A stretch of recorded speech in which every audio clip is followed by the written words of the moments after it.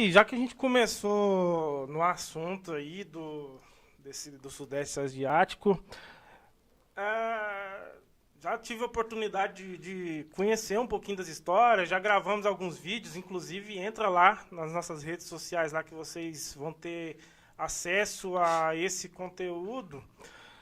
Mas conta um pouquinho assim, um pouco das particularidades, que eu creio que a cultura lá, creio não, né? Eu tenho certeza que a cultura lá é um pouquinho, bem pouquinho É. diferente da nossa aqui, né? João Paulo, você sabe que quando eu cheguei lá, um dos conselhos que eu recebi foi o seguinte: não deixa os seus filhos comerem com o povo asiático, não deixa os seus filhos comerem a comida asiática. E a primeira coisa que eu pensei, eu falei assim, se os meus filhos não comer com o povo, não comer a comida do povo, não faz sentido a gente estar aqui. Por que eu vou trazer o Brasil para a Ásia? Né? E eu falei para minha esposa, vamos deixar os meus filhos conviver com o povo e comer com o povo. E esse foi um princípio da minha família, um princípio meu. Pra você conhecer um povo, você tem que sentar com o povo e comer com o povo. Então, pensa numa comida diferente. Exemplo, a comida asiática é extremamente apimentada. Hum. Mas eles colocam muito, principalmente na Tailândia. Mas quando eu estou falando muito, é um pouco mais do que você está pensando. Será que mais que os mexicanos? Mais do que a comida mexicana. Tem alguns pratos na Tailândia que se você não for acostumado, você realmente não come daqueles pratos. E a gente começou a vivenciar com eles e a comer com eles e a gente foi aprendendo a amar aquele povo. A gente foi aprendendo a respeitar aquele povo. Existe um princípio que diz o seguinte: faça com os outros aquilo que você gostaria que os outros fizessem com você. Sim. Então, se você quer que uma pessoa te trate bem essa pessoa. Então, foi um dos princípios que a gente adotou, de viver com a cultura do povo. Então, você me pergunta assim, a cultura é muito diferente? É muito diferente, né? A alimentação é diferente, a forma de enxergar o mundo é diferente. Mas quando você se entrega para uma outra cultura e você deixa com que a cultura faça parte da sua vida, as coisas não passam a ser certas e erradas. Lógico, guardando as devidas proporções aí, Sim, de sim. coisas que fogem de princípios saudáveis. Mas assim, no geral, quando você entende que você deve respeitar o povo e a viver com o povo, você passa a entender a vida desse povo e a cultura desse povo e passa a ser uma parte integrante, não só um estrangeiro que está morando, mas quem está vivendo. É diferente, então? Mas dá para viver? Dá sim, entendendo a cultura do povo e amando o povo. Esse é o princípio.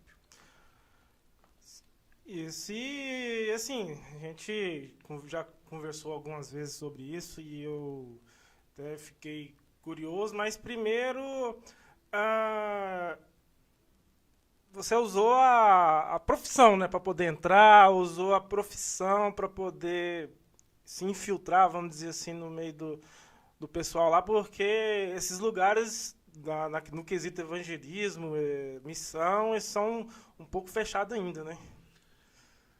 Se você, por exemplo, são três países diferentes, né? Cada um com as suas, com coisas específicas. A Malásia é um país muçulmano, então a lei é a Sharia. Então não é um lugar que você tem liberdade para exercer a sua vida ministerial se você for um religioso. Tem as restrições, apesar de ter grandes igrejas lá, mas as igrejas não são para os muçulmanos. Se você nasce, por exemplo, na Malásia, você vem no seu ID card, né, na sua identidade, que você tem que ser muçulmano. Então, você não pode converter um muçulmano ao islamismo. Existe pena para isso lá. Se você usa de proselitismo, né, para tentar evangelizar um muçulmano, você pode ser punido. Então, tem as restrições e aí tem as formas estratégicas. Se você pensar, por exemplo, na Tailândia, a Tailândia é um país mais aberto, é um país que você pode ter visto religioso.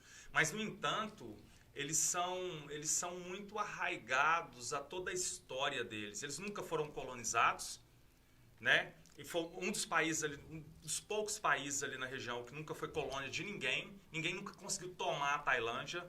Isso faz deles um povo especialmente proud, orgulhoso, né? É um povo orgulhoso da sua cultura. Então, 95% da população é budista. Inclusive eu nunca tinha ouvido falar sobre isso, que a Tailândia nunca tinha sido colonizada, né? Que geralmente esses países, alguns países asiáticos, a nossa própria América, África, boa parte são colonizados, principalmente não, por europeus, né? E é interessante que parece, quando a gente fala assim, o tanto que isso faz diferença na vida cultural do povo, sabe? Na ambiência do país, na mentalidade do povo.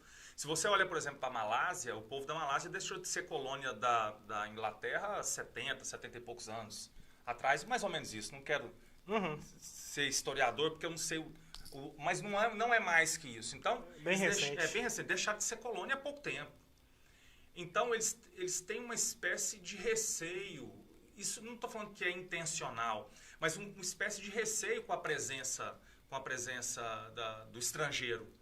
Já o povo tailandês adora estrangeiro. Sério? Porque nunca foram colonizados, para eles não é ameaça. Isso está meio que na mentalidade do povo. Também tem que considerar que a Tailândia é um país turístico com belezas, né, épicas aí, com grandes belezas aí. Então, assim, tirando isso aí, a gente vê que a mentalidade do povo é formada pela história desse povo, né? Então, por isso que eu disse aí que a Tailândia nunca tinha sido colônia, para sinalizar aí que eles não têm medo do avanço do estrangeiro, do avanço internacional.